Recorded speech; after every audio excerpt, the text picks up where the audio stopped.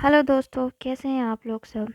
I just hope कि आप लोग अच्छे से अपनी तैयारी कर रहे होंगे टीजीटी कमीशन के लिए।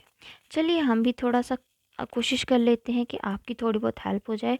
और अगर मेरा ये वीडियोस देखने के बाद अगर आपको सच में लगता है कि इससे आपको कोई हेल्प मिल रही है और मेरा कंटेंट सही है, रेलेवेंट है, अच्छा है, तो प्लीज़ आप इसे अपने दोस्तों के साथ ज़रूर शेयर कीजिएगा और सब्सक्राइब ज़रूर करिएगा। तो हम आज टॉपिक डिस्कस करेंगे कैपरा लॉ। पहले हम इस लॉ को, इसके जो 3 लॉज हैं उनको डिस्कस करेंगे अच्छे से, फिर उनके बेसिस पे जो एमसीक्यूज बन के निकलते हैं हम उनको भी आगे डिस्कस करेंगे। तो कैपलर के हम ये 12th क्लास का टॉपिक है। तो कैपलर का हमने जैसे 12th क्लास में पढ़ा था कि कैपलर के 3 लॉज आते हैं। तो कैपलर का फर्स्ट लॉ क्या बोलता है? अच्छा, कैपलर का जो फर्स्ट लॉ है उसका दूसरा नाम क्या है? उसका दूसरा नाम है लॉ ऑफ ऑर्बिट। इसको हम लॉ ऑफ ऑर्बिट भी बोलते हैं। तो एक क्वेश्चन तो आपका यहीं से बन जाता है कि अगर ये भी पूछा जा सकता है कि कैपलर के फर्स्ट लॉ को हम और क्या बोल सकते हैं, तो ऑप्शंस में आपके पास 4 ऑप्शन दिए जाएंगे जिसमें से एक ऑप्शन लॉ ऑफ ऑर्बिट भी होगा जिसको आप चूज़ करेंगे। ठीक है। तो कैपलर फर्स्ट लॉ में कैपलर ने क्या बोला था? कैपलर ने क्या बोला, तो वही चीज़ें जो हम स्कूल में पढ़ते आ रहे हैं प्लैनेट्स के रिवॉल्वेंट के बारे में, कि जो प्लैनेट्स है वो कैसे रिवॉल्व करते हैं। हम सबको पता है कि जो प्लैनेट्स है वो सन के अराउंड इलिप्टिकल ऑर्बिट में मूव करते हैं। उनका जो पाथ होता है वो एलिप्टिकल होता है और जो सन होता है उस एलिप्स के सेंटर में होता है, यानी कि सन उसकी फोकाई की तरह होता है। ठीक है।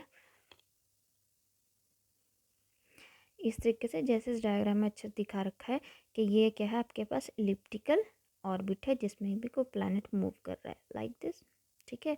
और ये हमारे पास सन है सेंटर में, यानी कि ये बोलेंगे कि ये इसकी फोकाई है। ठीक है जी। अच्छा, अब हमारे पास क्या है कि यहाँ पे अगर आप ध्यान से देखेंगे तो ये इसका फोकाई है। ठीक है। तो ये जो है आपके पास क्या है, ये इधर का आपके पास डायमीटर बन जाता है और ये आपके पास क्या बन जाती है, रेडियस। तो ये सबसे बड़ी आपके पास एक्सिस होती है, एक एक्सिस बनती है ऐसे और दूसरी एक्सिस बनती है ऐसे। तो हम इसको बोलेंगे मेजर एक्सिस और ये वाली हमारे पास क्या हो गई, माइनर एक्सिस हो गई। ठीक है जी। तो हमारे पास क्या है कि हमारे पास जैसे प्लैनेट ऐसे मूव कर रहा है, जब वो मान लो इस पोजीशन में है तो वो सन से क्या है, सबसे ज़्यादा दूरी पे है, मैक्सिमम डिस्टेंस पे है। करेक्ट। और जब ये आपके पास प्लैनेट घूमता घूमता घूमता घूमता यहाँ पे आ जाता है तब ये सन के सबसे ज़्यादा क्लोज आ जाता है। ठीक है। तो ये वाला पॉइंट जहाँ पे वो सन से सबसे ज़्यादा क्लोज होता है अपने पूरे इलिप्टिकल पाथ के दौरान, तो इस वाले हम पॉइंट को यहाँ पे हम बोलते हैं पेरिहीलियन। व्हाट वी कॉल्ड है पेरिहीलियन। ठीक है। सो पेरिहीलियन क्या वो वाला पॉइंट है जहाँ पे जो प्लैनेट है वो सन से सबसे क्लोजेस्ट, सबसे पास होता है। ठीक है। अब दूसरा आता है हमारे पास aphelion. A is for the aphelion. तो एपेलियन क्या हुआ, एपेलियन वो वाला पॉइंट हुआ जब हमारे पास जो प्लैनेट है वो अपनी फोकाई यानी कि सन से सबसे ज़्यादा दूरी पे है, मैक्सिमम डिस्टेंस पे है। करेक्ट। ओके। तो जैसे हम फर्स्ट लॉ डिस्कस कर रहे थे तो यहाँ पे ये रहा पॉइंट कि the point at which the planet is close to the sun is called perihelion. जब वो सन से सबसे ज़्यादा क्लोज होता है तब उस पॉइंट को पेरिलीन बोलते हैं। जब वो सन से सबसे ज़्यादा दूर होता है तो उसको हम एपेलियन बोलते हैं। अब आते हैं इसके दो कैरेक्टरिस्टिक। अच्छा, एक क्वेश्चन यहाँ से बन गया है कि इसका एक नाम क्या होता है, इसका एक नाम होता है लॉ ऑफ ऑर्बिट होता है। और आपके पास दो क्वेश्चन जो बन सकते हैं वो क्या है कि जब वो सबसे क्लोज होता है सन के प्लैनेट तो उसको पेरिहीलियन बोलते हैं और जब सबसे दूर होता है तब एपेहिलियन बोलते हैं। 3 क्वेश्चंस बन गए। अब नेक्स्ट देखते हैं हम। अब आते हैं इसके करेक्टरिस्टिक्स के बारे में। करेक्टरिस्टिक्स के बारे में क्या है, इसके 2 करेक्टरिस्टिक्स बन जाते हैं। फर्स्ट क्या है कि sum of distance of the planet from two foci is constant. ठीक है। और नेक्स्ट क्या आता है हमारे पास कि जो इलिप्टिकल ऑर्बिट है किसी भी प्लैनेट का that is responsible for the occurrence of the season, यानी कि किसी भी प्लैनेट के ऊपर जो भी सीजन्स आते हैं वो उसकी इलिप्टिकल ऑर्बिट की वजह से आते हैं। ठीक है जी। ओके। अब हम डिस्कस करेंगे कैपलर का सेकंड लॉ।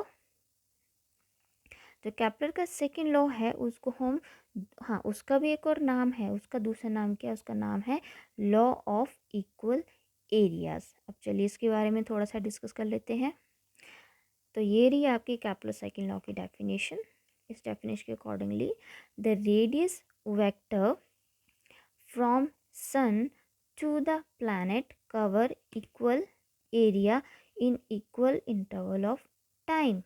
यानी कि यहाँ पे जो प्लैनेट है वो इक्वल टाइम में इक्वल एरिया को कवर करता है, स्वाइप करता है। और वो कैसे करता है हम अभी देखते हैं। फिर से चलते हैं पुराने डायग्राम की तरफ। यहाँ पे आप देखिए कि हमारे पास जो प्लैनेट है वो मान लीजिए पहले यहाँ से यहाँ तक आया। जब वो यहाँ से यहाँ तक आया तो ये हमारा फोकाई है, यहाँ से हमने ऐसे लाइन ड्रॉ कर ली तो हमारे पास ये वाला एरिया आ गया। ठीक है, मान लीजिए यहाँ से यहाँ तक आने में इसको कितने लगे, 24 घंटे लगे, 24 आवर्स लगे। ठीक है ना।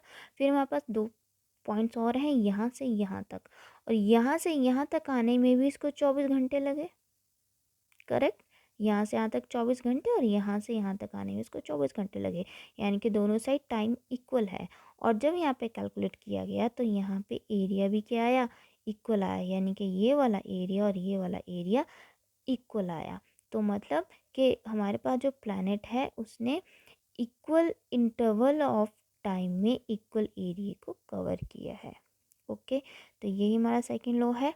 इसमें हम और क्या चीज़ें हम डिस्कस कर सकते हैं, और चीज़ें हम डिस्कस कर सकते हैं कि इसमें जो हमारा एंगुलर मोमेंटम होता है वो हमारा कांस्टेंट होता है। ठीक है, याद रखिएगा कि केपलर सेकंड लॉ में एंगुलर मोमेंटम हमारा कांस्टेंट होता है। मतलब जितना, देखिए L P is equal to L A, मतलब यहाँ पे हमारे पास जितना मोमेंटम था उतना ही मोमेंटम हमारे पास यहाँ पे भी निकला एंगुलर मोमेंटम। अब एंगुलर मोमेंटम का फॉर्मूला क्या होता है आपको पता है, M R V is equal to M R V. ठीक है, मास ये आपके पास जो डिस्टेंस है फ्रॉम द सन, और ये आपके पास जो वेलोसिटी है। ठीक है ना। तो ये वाला हो गया पेरिहेलियन के लिए, और this is equal to for the aphelion. Correct, यहाँ से M and M got cancel out, तो आपके पास रिलेशन आया V P upon V A is equal to R A upon R P. ठीक है ना। अब यहाँ पे क्या आ रहा है, यहाँ पे जो आर ए है that is directly proportional to V P. यानी कि जो ए की जो रेडियस है वो directly proportional to V P आ रही है, वेलोसिटी एट पी। मतलब कि अगर ये वाला डिस्टेंस ज़्यादा होगा, ठीक है, नहीं अच्छा यहाँ देखिए V P upon V A is equal to R A upon R P. अच्छा हाँ, हम इनको डिस्कस करते हैं जो एपिलिन वाले हैं। एपिलिन वाले कैसे आ रहे हैं, एक दूसरे के इन्वर्सली प्रोपोर्शनल आ रहे हैं। ये भी क्या है, एक दूसरे के जो पेरिहेलियन वाले इन्वर्सली प्रोपोर्शनल में आ रहे हैं। यानी कि पेरिहेलियन में जो वेलोसिटी है और जो डिस्टेंस है वो आपस में आपके पास इन्वर्सली प्रोपोर्शनल होंगे। यानी कि यहाँ पे जैसा डिस्टेंस होगा उसके ऑपोजिट में उसकी वेलोसिटी होगी। जैसे यहाँ पे आपका डिस्टेंस क्या है, सबसे ज़्यादा कम है, सबसे ज़्यादा कम है, तो अगर डिस्टेंस सबसे ज़्यादा कम है तो वेलोसिटी सबसे ज़्यादा होगी। जैसे यहाँ पे हमने बताया है, यहाँ पे क्या है, ये इन्वर्सली प्रोपोर्शनल में आ रहे हैं, वेलोसिटी पी पॉइंट पे और जो डिस्टेंस है पी पॉइंट पे। पी पॉइंट पे डिस्टेंस और पी पॉइंट पे वेलोसिटी दोनों क्या है, एक दूसरे के इन्वर्सली प्रोपोर्शनल में है। तो पी पॉइंट पे हमारा डिस्टेंस कैसा है, सबसे ज़्यादा कम है। सबसे ज़्यादा कम है तो हमारे पास वेलोसिटी जो है सबसे ज़्यादा होगी। तो मतलब जब यहाँ पे आपका प्लैनेट आता है उसकी वेलोसिटी सबसे ज़्यादा होती है। वाइस वर्सा अगर उल्टा करके बोल लें तो यहाँ पे हमारे पास क्या है, यहाँ पे हमारे पास ये जो डिस्टेंस है सबसे ज़्यादा है, सबसे ज़्यादा है तो वेलोसिटी क्योंकि इसकी इन्वर्सली प्रोपोर्शनल होगा तो यहाँ पे जो वेलोसिटी होगी वो कम होगी। डिस्टेंस ज़्यादा, वेलोसिटी कम, डिस्टेंस कम, वेलोसिटी ज़्यादा। बात समझ में आई। तो ये रहा कि जो हमारे पास जो एपिलियन पे डिस्टेंस ज़्यादा है, पेरिहेलियन का डिस्टेंस कम होगा। So R is more than R P, और जो वेलोसिटी होगा इसका उल्टा होगा। तो अगर ये वाला डिस्टेंस ज़्यादा है तो यहाँ पे वेलोसिटी मिनिमम होगी, अगर ये वाला डिस्टेंस मैक्सिमम है तो ये वाला डिस्टेंस हमारा, सॉरी ये वाला डिस्टेंस अगर मिनिमम है तो ये वाला डिस्टेंस हमारा मैक्सिमम होगा। तो ओवरऑल हम क्या बोल सकते हैं, आपसे ये क्वेश्चन बन सकता है। अच्छा डिस्टेंस वाला डिस्कस कर लिया, वेलोसिटी वाला कि आपके पास पैरेलल पे वेलोसिटी कैसी होगी और एपिलियन पे वेलोसिटी कैसी होगी। यहाँ पे आप डायरेक्ट बता सकते हैं कि यहाँ पे वेलोसिटी ज़्यादा होगी और एपिलियन पे वेलोसिटी कम होगी। ठीक है। अच्छा, अब एक और चीज़ है, हम एक पॉइंट हम इसके बारे में और डिस्कस कर सकते हैं कि इस पूरे पाथ के दौरान जो हमारी काइनेटिक एनर्जी है वो कांस्टेंट नहीं होगी, इट इज़ नॉट कांस्टेंट। ठीक है, ये हमारे पास क्या है, पेरिहेलियन पे हमारी काइनेटिक एनर्जी बहुत ज़्यादा होगी और एपिलियन पे काइनेटिक एनर्जी कम होगी। यहाँ पे लिखा जा सकता है कि जो काइनेटिक एनर्जी है पी पे, that is more than the kinetic energy at A. ठीक है, तो ये कुछ इंपॉर्टेंट पॉइंट है डिस्कस करने के लिए। यहाँ पे L P is equal to L A. तो ओवरऑल जो चीज़ें निकल के आ रही हैं इस पूरे लॉ के अंदर, तो हमारे पास ये 4 पॉइंट्स निकल के आ रही हैं। सबसे पहले क्या है, एंगुलर मोमेंटम इन दोनों का कांस्टेंट होगा। ठीक है, पी और ए पे। फिर ये तो हम पीछे उसमें डिस्कस कर चुके हैं डिस्टेंस के बारे में कि पी पे डिस्टेंस कम होगा और ए पे डिस्टेंस ज़्यादा होगा, और वेलोसिटी इससे उल्टा होएगा, तब हमारे पास क्या है, ए पे वेलोसिटी कम है और पी पे वेलोसिटी ज़्यादा है। और जो चौथी चीज़ हमने डिस्कस की है वो काइनेटिक एनर्जी के बारे में, कि जो काइनेटिक एनर्जी है वो पी पे मैक्सिमम होगी, काइनेटिक एनर्जी ए पे मिनिमम होगी। ओके, अच्छा चलिए अब हम डिस्कस करते हैं कैप्लर्स थर्ड लॉ के बारे में।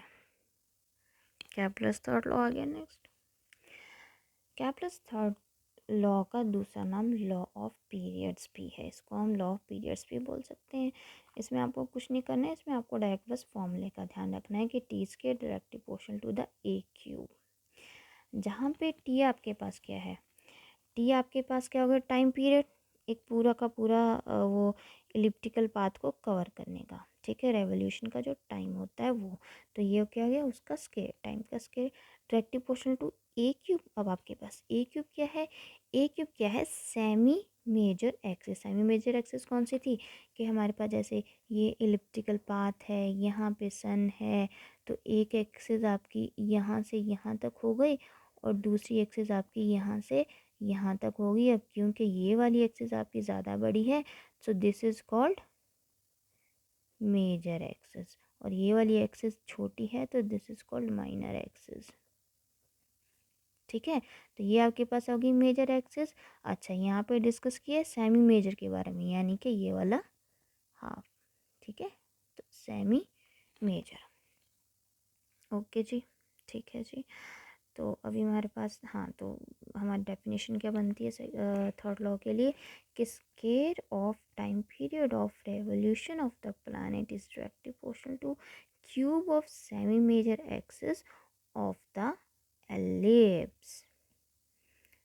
अच्छा, अभी हम डिस्कस करेंगे थोड़े से एमसीक्यूज इसके बेस पे। इजी है, मुश्किल नहीं है। Question number 1. When a planet orbits the sun, one of the foci of the elliptical orbit is, आपके प्लैनेट किसके अराउंड ऑर्बिट करते हैं, सन के अराउंड। ठीक है, तो कौन से पाथ में, इलिप्टिकल पाथ में, इलिप्टिकल ऑर्बिट में। तो उस इलिप्टिकल ऑर्बिट की फोकाई क्या हुई भाई, ऐसे करते हैं किसके चारों ओर करते हैं, इसके सन के अराउंड, तो सन इसकी फोकाई हुई। तो कौन सी इसकी फोकाई है, सन। अच्छा, ऑप्शंस थे, the axis, the perihelion, the centre, the sun. Obviously आप सन ही सिलेक्ट करेंगे। Next question number 2. What has an eccentricity of zero. आपकी सेंट्रिसिटी ज़ीरो किस में होती है, स्ट्रेट लाइन में, अ लार्ज एलिप्स के लिए, अ सर्कल के लिए, अ स्मॉल एलिप्स के लिए। इसका सही आंसर क्या होगा, इसेंट्रिसिटी, ये आपने पढ़ा होगा मैथमेटिक्स में। तो इसका आंसर है सर्कल। सर्कल के लिए जो इसेंट्रिसिटी है वो आपकी ज़ीरो होती है। Next question, N astronomical unit और AU is the average distance between. ये तो सबको ही आता होगा कि एस्ट्रोनॉमिकल जो यूनिट है वो डिस्टेंस है किस किस के बीच का। सोचिए, sun and Neptune, sun and earth, earth and the moon, sun and the mercury. बहुत बहुत बहुत इजी, हमने बहुत बार पढ़ा है। Correct answer is sun and earth. Sun और अर्थ के बीच का जो डिस्टेंस होगा उसका एस्ट्रोनॉमिकल यूनिट बोलते हैं। नेक्स्ट आता है कैप्लर का सेकंड लॉ। इजी है, हमने अभी थोड़ी देर पहले पढ़ा है। कैप्लर का सेकंड लॉ है उसका हम और क्या बोलते हैं, first option law of orbit बोलते हैं, लॉ ऑफ एरियाज बोलते हैं, लॉ ऑफ पीरियड्स बोलते हैं, लॉ ऑफ ग्रेविटी बोलते हैं। सोचिए हमने क्या डेफिनेशन पढ़ी थी कैप्लर के सेकंड लॉ की। कैप्लर का सेकंड लॉ क्या बोलता है कि इक्वल इंटरवल ऑफ टाइम में इक्वल एरिया कवर करते हैं, एरिया कवर करते हैं। तो एरिया आ रहा है यानी कि law of areas. Correct. Now the next question, again the question from Kepler second law. Kepler second law deals with, किस चीज़ के साथ डील करती है, डेफिनेशन हमने पढ़ी है, the shape of the planets orbit, shape के साथ।